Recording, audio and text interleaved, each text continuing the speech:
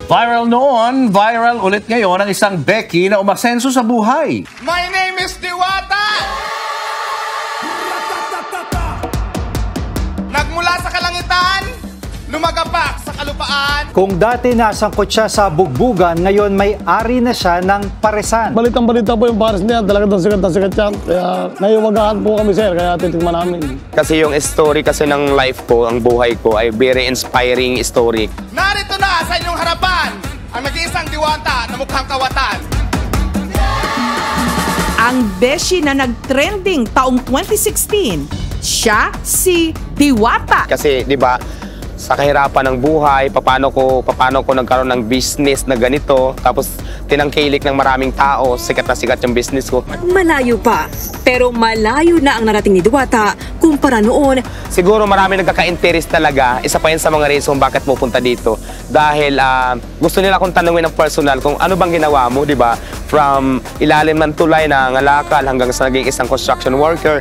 Tapos ngayon ang pinaka-latest is business owner na parang sa dami ng mga pinagdaanan ko, sa daming dagok sa buhay, mga pagsubok, hindi nila akalain ng lahat ng tao na halos nakilala sa akin na magagawa ko itong klaseng ganitong business na patok na patok. So siguro, naging interesting sa kanilang story ko. Ibang-iba na po ang image niya ngayon dahil si Diwata successful business owner na.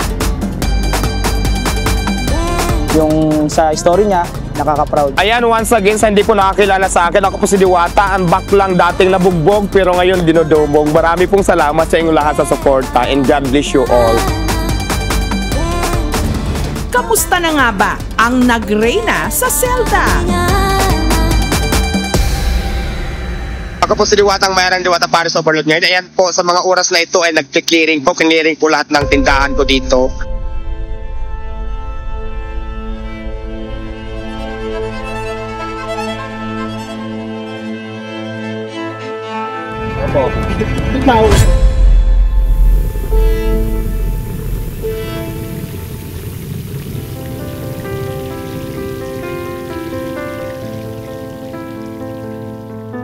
Malaking tulong sa aming rider na nandito yung paresan ni Diwata kasi nakakamura kami. Pag napapadpad ako rito dito ako kumakain. Tapos masarap pa yung pares nila. Kaya hindi kataka-taka na pinupuntahan sila ng mga tao. Pag napupunta yung mga rider dito, pupunta talaga dyan. nakita lang namin sa social media, sa TikTok. Yun naman doon na sinarayo doon kasi masarap kaya susubukan namin. Ano siya, talagang 100% talaga na solid boy. Tapos nakakatulong pa siya sa mga yung empleyado niya. Nakita mo yung pasahod, di ba, bongga? Marami nagbo-vlog eh. Tsaka yung buhay niya talaga dati, yun yung talaga sa KMGS. Yun talaga yung real life niya. Nakaka-proud. Nakaka-inspire. Lagi kami nakakain dito. Dahil sa TikTok, sa YouTube, sa Facebook. Tikim TV ko nakita ito eh. Kumakain na po kami dito. Kumakain na ako po, hindi pa napablog. Basta pisikat, matagal na. Ganito kahaba yung pila dito. Ganito kahaba. Siguro sa panlasa talaga niya. Kasi hindi naman dadayuin ng isang kainan kung hindi masarap. Number 1, masarap sir, solid. Tsaka sa laman, hindi tinipid. Pero yung 100 pesos mo, naka-ali rice, overload pares, at meron pang free na soft drink. Yun yung tinatawag na sir, karma sa kanya. Kasi di ba noon, panay lugmok. Ito yung bumalik sa kanyang karma, kumbaga mabuting karma. Good karma sir. Nakikita ko minsan, nagugulat na lang ako may kumakain na artista katulad ni Kiray. May mga kasama pa siya. Hindi ko lang alam kung boyfriend niya yon. Yes, kasama ko kuya ko and boyfriend. Actually, yung boyfriend ko, siya talaga yung mahilig manood ng videos. Ako kasi parang wala na akong time. Pag uuwi, tulog na. So, siya talaga, pati yung kuya ko. Masarap, super sarap. Tsaka nakakamiss yung mga ganito. Tapos, di ba, pinuntahan ka ni Juancho Treviño, di ba, sa GMA7? TV5, TV Patrol, tapos yung iba pang mga radio station, di ba, mga vloggers. So ang dami, nakakatuwa, hindi ko alam kung anong klaseng pasasalamat ang sabihin ko sa kanila. Dahil dati wala namang ganyan, tapos ngayon marami na silang ganito sa akin. Kasi dati napapanood ko, Pag mga in-interview ng ganyan, mga artista lang, yung mga ganitong klaseng tao kagaya sa akin, wala namang pumapansin. Tapos ngayon, mayroon lang mga pumapansin na mga gano'n. Di ba nakakasaya, nakakatuwa, ang tawag dito, ang sarap ng feelings. Ayan, maraming salamat. Kasabi ko na nga ba, di ba? Hindi naman talaga yung menu ko yung pinupuntahan, yung tinda ko. Pangalawa na lang yun, ako talaga yung pinupuntahan nila. Maraming ang nagmamahal sa akin. Hindi ko lang alam po na plastic lang nila ako. Pero nararamdaman ko naman na parang supporters ko talaga sila. Kasi imagine mo ha, yung iba, Nueva Ecija pa. Kami, taga Parañaque po. Las Piñas, Cavite. Magkakaiba kami lugar. Yung iba, galing pa sa Tanay Rizal. Yung iba, galing pang Batangas. Sokan. Imus Cavite po. Galing namin Parañaque, actually, sa Mulwok pa. Yung iba, Marinduque pa. Mga ganyan. Yung iba, Iloilo. Okay, sulit. Sulit na sulit. Wala ka na mahanap na parisa na gano'n. Ayun, maraming salamat kasi habang tumatagal talaga, dumadami ang mga customers ko. Kaya naman siyempre nagpapasalamat ako sa mga customers ko na walang sawa araw-araw halos na pila dito kahit mainit. Sa pila, tagang-tsagaan lang talaga. Pero sulit naman.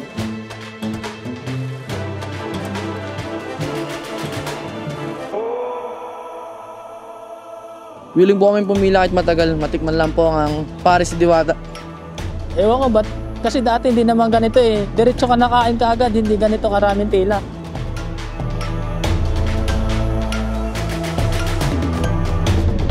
Mga tropa, niyayaya ko.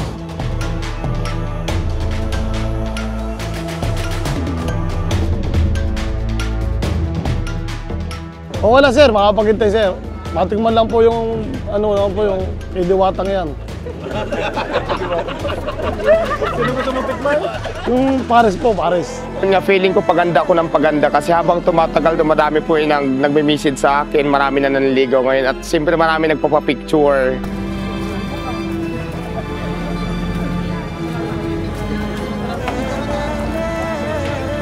Siguro para certified o souvenir nila, ay nakarating ako kay Diwata na may picture namin. Parang ganun lang naman.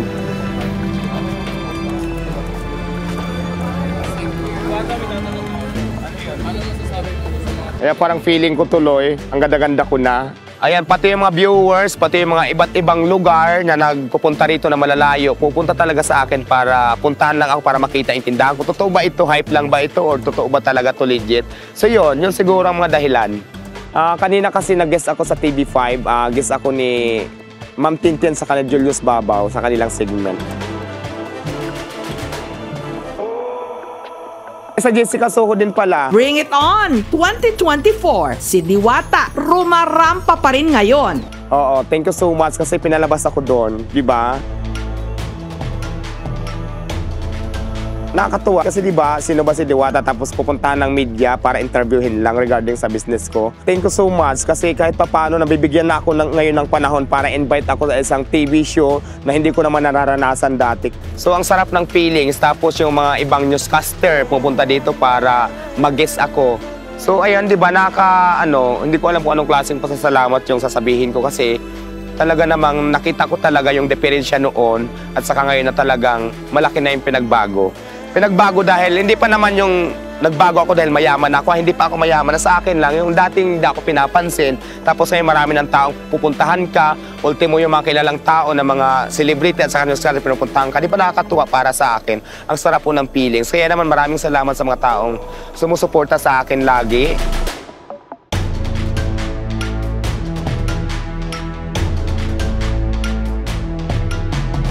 Sa tingin ko, hindi kasi ako marunong magayuma, pero kulam, baka nakulam ko silang lahat.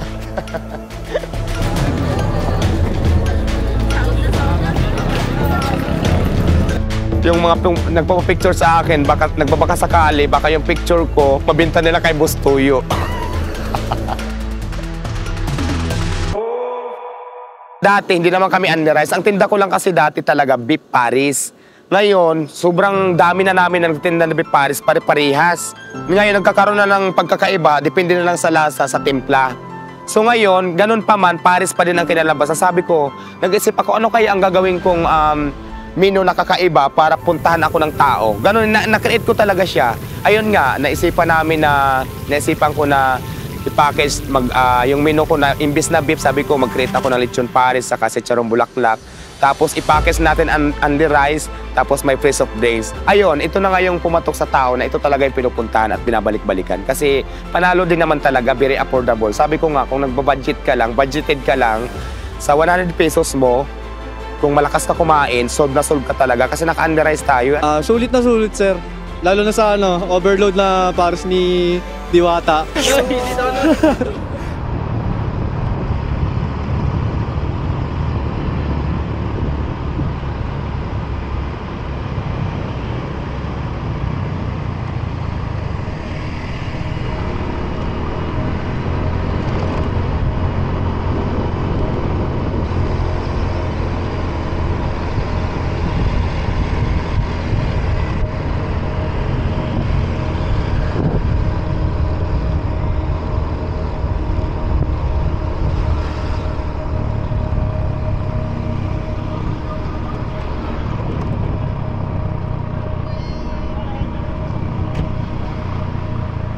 Kanina nakita ko sa TikTok ni Diwata nag-clearing. Pero nandito yung mga tao, tapos yung clearing nandoon. Sabi ng iba, kasalanan doon ng mga vlogger kaya nakiklearing siya. Ano po, yung pagkadating po nila, dumiretso ko agad po. Parang diretso po agad sa amin. Tapos yung mga payong po agad namin in-upload nila. Tapos sira po talaga yung mga payong. Nadala naman nila. Tsaka yung mga, may nadala po sila lamesa. Kasi pag nagkaroon ng clearing operation ng mga MMDA, kasama sila. Nasa gilid sila ng kalsada eh. And ayan po, sa mga oras na ito ay nag-clearing po. Clearing po lahat ng tindahan ko dito. Kasama yan sa hamon ng buhay. Wala na nga sila dito, guys. Sige sila lumipat.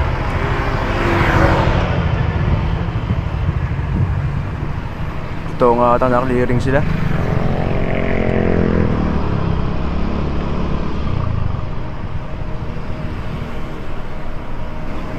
Diyan saan lumipat sila niya, Diwata?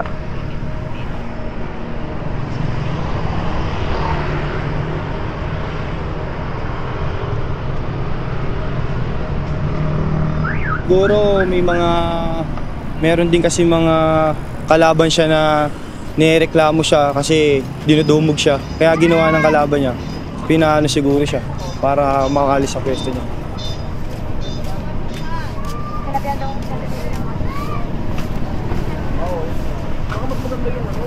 Kamusta naman si Diwata? Nasaktan Okay siya? naman po, pero talagang na-high blood ko na konti si Madam. So, paano yun? Dito muna daw kami. Diwata!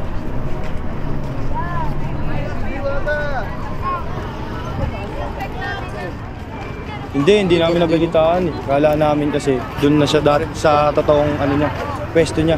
Tapos ngayon, nakita lang namin ngayon dito na sobrang dami ng tao kaya tinignan namin. Kaya yun, dito namin nakita talaga na dito na pala yung pwesto ni Diwata.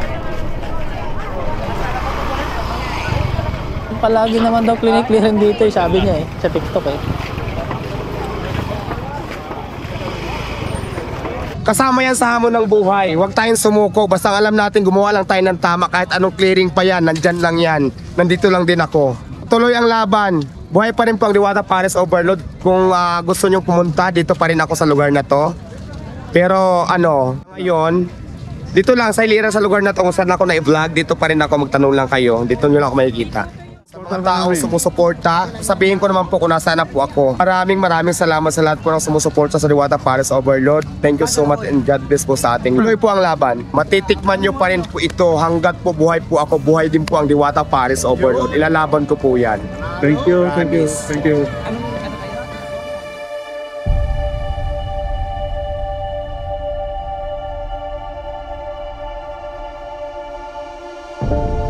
Mula na na-clearing siya, mas dumami at humaba yung pila.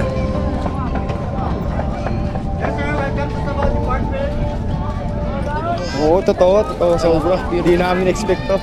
Sobrang dami, sobrang haba ng pila.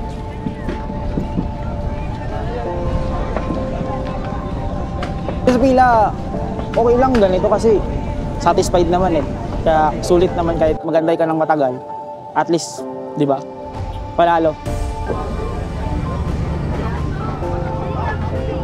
Oo, susundan. Dahil sa panlasa ng ano niya, na Paris niya. Kahit saan dudumugin o susundan siya. Ay, mas maganda may mga vlogger na didiscover ba yung mga pagkain na hindi pa nila alam na masarap. Sa lahat po ng customers na hindi ako iniiwan, nandiyan pa rin sila, nagtsatsaga sa init. Sa lamig ng panahon, nandiyan pa rin sila araw-araw. Maraming salamat. Kung dati lahat ng hinanain ko, ako lang yung sarili ko na napagsabihan ko, ngayon meron na ako mga kakampi. Kasi dati pang may problema ako, mag-isa lang ako, sarili ko lang talaga, wala akong makausap, wala akong malapitan. So ngayon marami na, mga vlogger, mga newscaster, kung ano-anong mga TV show, ayan. Yes, kasi laban lang naman talaga, nasanay naman din ako talaga. Pag ganito kasi ang tema ng ating negosyo talaga, kasi ang tawag sa amin mga sidewalk vendor o mga kanto paris, talagang expect na talaga natin kung hindi naman tayo talaga legal na pumipisto, may clearing talaga. So kailangan natin gawin talaga, maghihanda lang tayo at maging ready lang kasi nangyayari talaga yan. Kahit saang vendor ka magtanong, basta kasing halintulad ng vendor na kagaya ko, ng tinda ko, nasa kalsada, talagang expected yun talaga na may clearing yan. Hindi man araw-araw pero darating talaga yan. So yun, laban lang.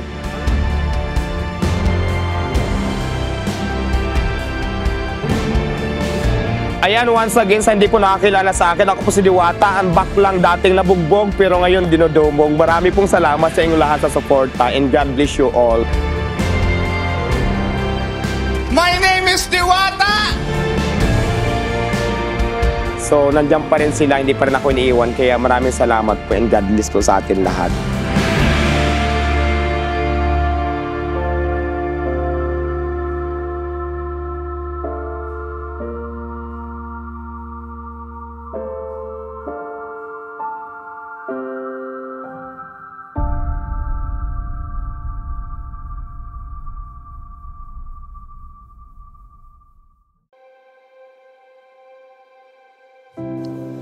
Ang mga natutunan ko simula ng mga kahirapan ko noon yung badyaw-badyawan ng drama ko sa kalsada sa ilalim ng tulay, yung napakahirap na buhay na talagang kailangan talaga magporsige ka para may pag-asa pa din pala kahit na gano'n ang sitwasyon mo. Pag sinipagan mo lang at saka gumawa ka lang ng tama, dumiskarte ka ng maayos, tapos yun, parang ano na, nawawala na ako. Parang yun ang matutunan ko na hindi ko na makakalimutan siguro. Ngayon, medyo okay naman yung sitwasyon ko kumpara sa dati. So, ang pinaka natutunan ko talaga mag-ipon.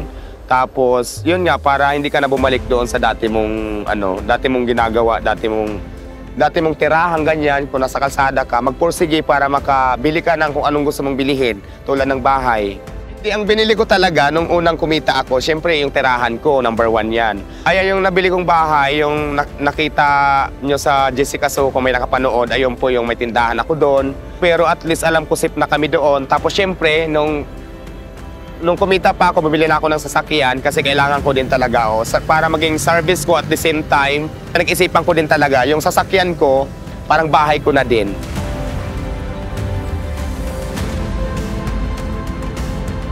Ayan, si Diwata po bilang isang anak, ang sa totoong buhay talaga, matulungin ako at saka mabait din ako sa mga magulang ko, sa mga kapatid ko. Tumutulong talaga ako, pag kaya ko. Pag mayroon, pero pag wala tayong magagawa. Kailangan talaga mag-effort para magkaroon. Sinong mag-aakala yung dating halos walang makain at nangangalakal lang, plus nakatira lang sa ilalim ng tulay pero ngayon nakabili na ng bahay at pati na rin kotse. Magalit man sila o matuwa, isa lang ang mahalaga. Na-inspired sila sa kwento ni Diwata.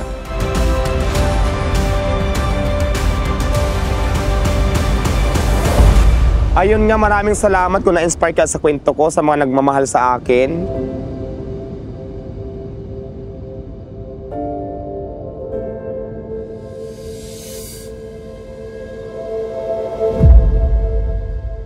Hindi ko sinisisi ang sa clearing ang mga vlogger, bagkus pinapasalamatan ko sila. Alam nyo kung bakit?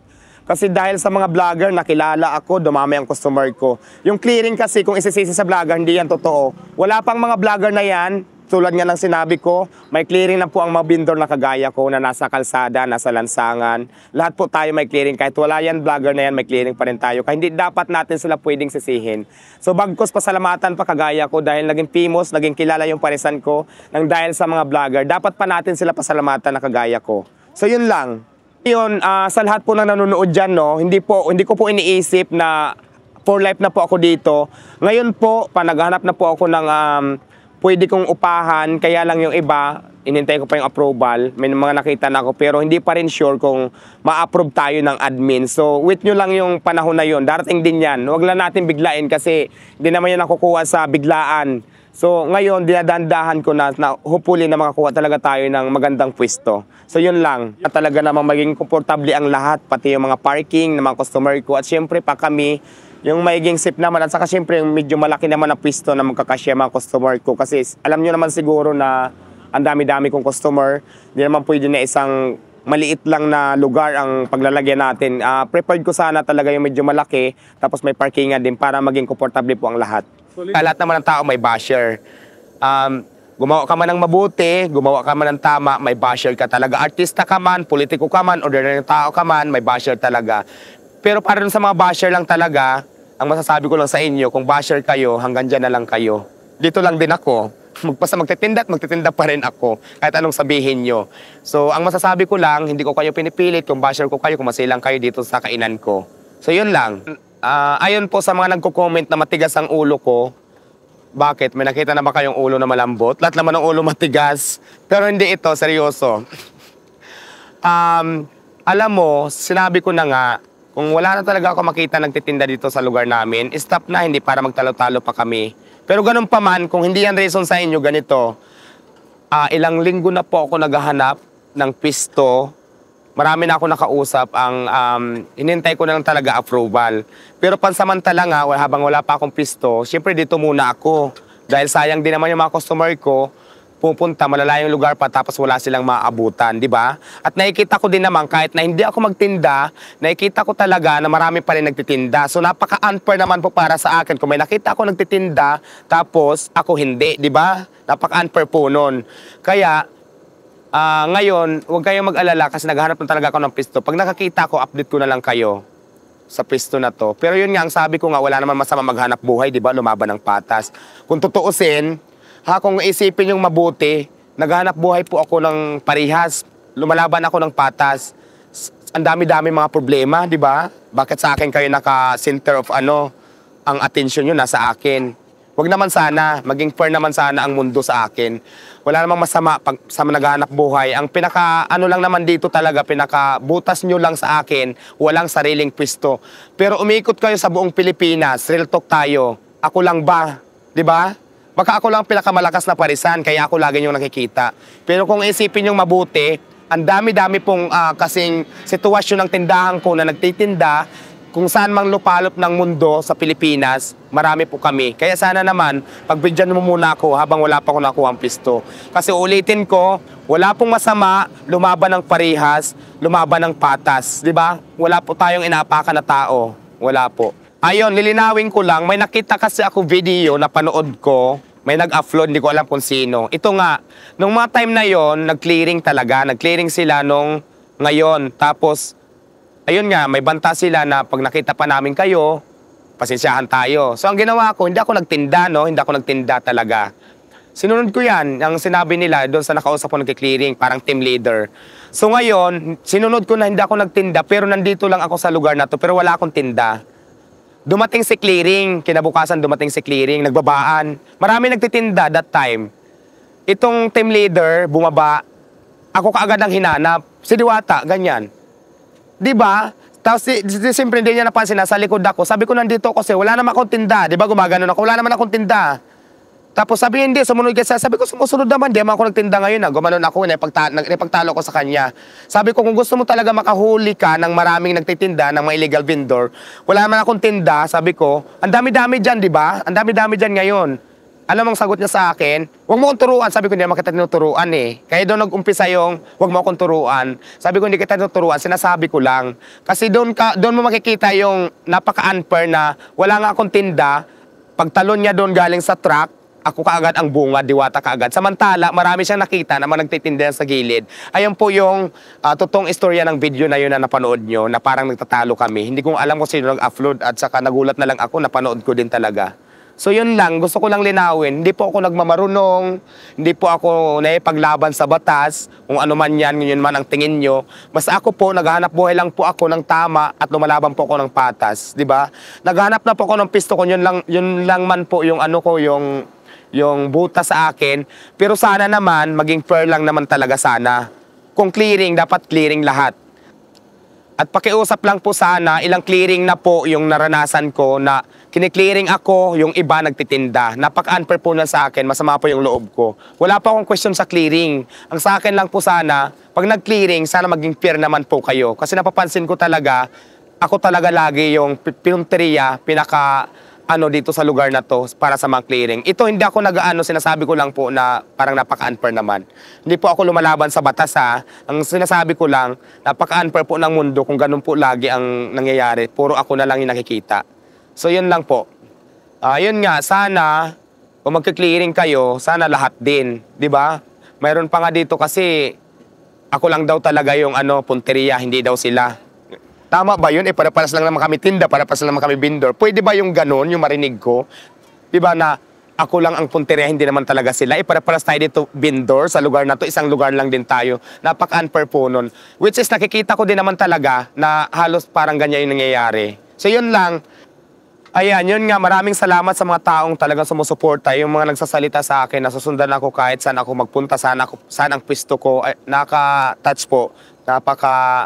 Napakabait nyo po at maraming salamat po sa suporta. So yun nga po, pag nakakita pa ako ng pisto, ayan sa lahat po ng nanonood ngayon dito sa message ko, kung mayroon kayong alam na pisto na alam nyo naman na medyo malaki, tapos alam nyo naman po na maraming customer talaga ang Diwata Paris Overload, tag nyo lang ako o i-comment nyo lang sa page ko, Diwata Paris Over Fan Page, kung saan location para mapuntahan ko, para makipag-usap tayo, kung magkakasundo kami, gagawin natin pisto. So yun lang, sa lahat po ng mayroon alam na pisto na pwede kong pistuhan, kahit saang lugar yan, basta Metro Manila lang siguro, yung kaya ko lang din puntahan. So itag nyo lang po ako sa page ko or i-message nyo ako. Ayan, para malaman nyo po na legit yung account ko, lagi po ako naka-live yung mga videos ko.